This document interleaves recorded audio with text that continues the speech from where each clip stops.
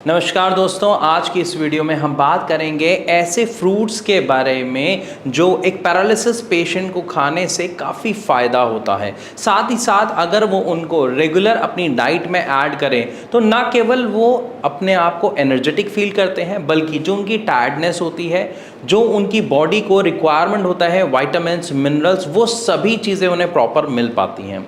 तो चलिए शुरू करते हैं वीडियो और जानते हैं ऐसे कौन से फ्रूट्स हैं जिनको खा के एक पैरालिसिस पेशेंट को काफ़ी अच्छी इंप्रूवमेंट देखने को मिलती है और उन्हें फ़ायदा मिलता है। साथ ही साथ उनके जो ब्रेन डेवलपमेंट है उसमें भी आपको इंप्रूवमेंट देखने को मिलता है।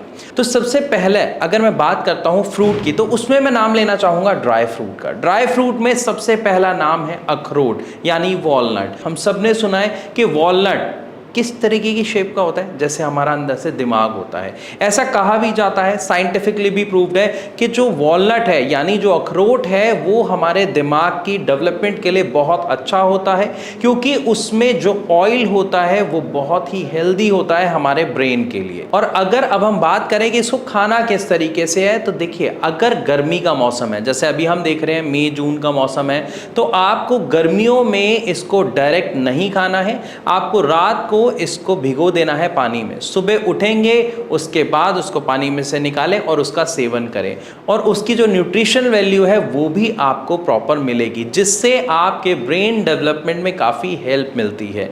इसी के साथ साथ एक और ड्राई फ्रूट होता है जिसका नाम है आलमंड यानी बादाम। बादाम भी बहुत ही ज़्यादा हेल्दी होता है हमारी बॉडी प्लस माइंड दोनों के लिए। तो इसका भी सेवन हमें कैसे करना है, अगर अभी गर्मियां हैं तो भिगो के करना है।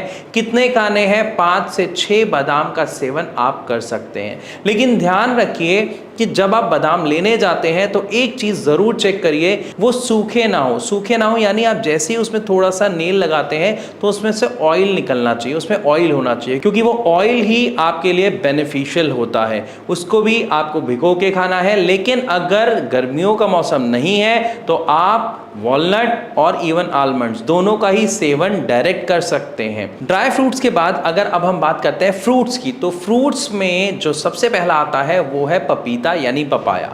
पपीता हम सब जानते हैं, पपीता किस लिए फेमस है कि पेट साफ हो जाता है। क्यों हो जाता है? क्योंकि इसमें फाइबर की मात्रा काफ़ी अच्छी है। फाइबर के साथ साथ इसके अंदर विटामिन और मिनरल भी बहुत अच्छे होते हैं, जो हमारे ओवरऑल बॉडी फंक्शन में बहुत हेल्प करते हैं। कि पपीते का सेवन अगर आप रात को करते हैं तो सुबह उठकर पेट साफ हो जाता है।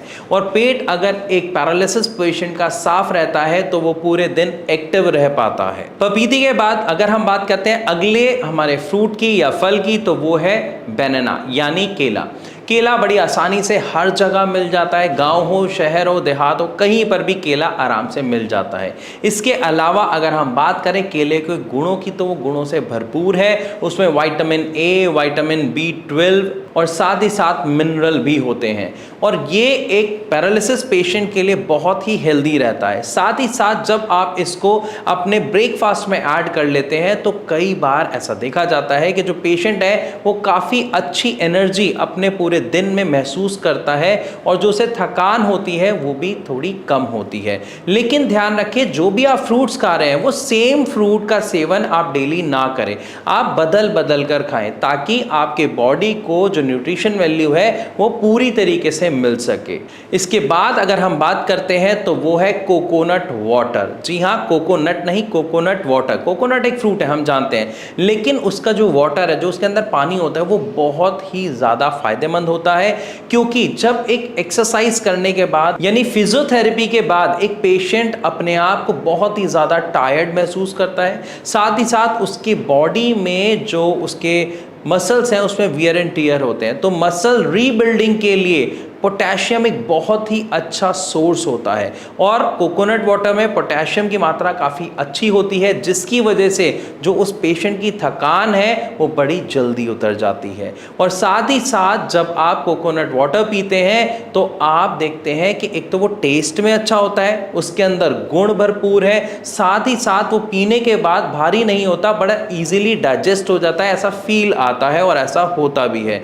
तो अगर यहाँ पर मैं बात करूँ, जो फल मैंने आज आपको बताए उसमें बादाम, अखरोट, पपीता, केला और कोकोनट वाटर है। अगर आप चेंज कर करके इनका सेवन रेगुलर रखते हैं तो आप अपनी बॉडी में एनर्जी महसूस करेंगे। साथ ही साथ फिजियोथेरेपी के बाद या एक्सरसाइज के बाद जो थकान होती है उसमें कमी महसूस करेंगे और हेल्दी रह पाएंगे। फिर भी अगर ये सारी चीज़ें सुनने के साथ साथ आपके मन में अभी कोई सवाल आ रहा है तो आप अपना सवाल कमेंट के माध्यम से हमारे साथ शेयर कर सकते हैं, या फिर आप नीचे दिए गए नंबर पर कॉल करके भारत होम्योपैथी के डॉक्टर से डायरेक्ट बात कर सकते हैं, अपनी समस्या का समाधान जान सकते हैं।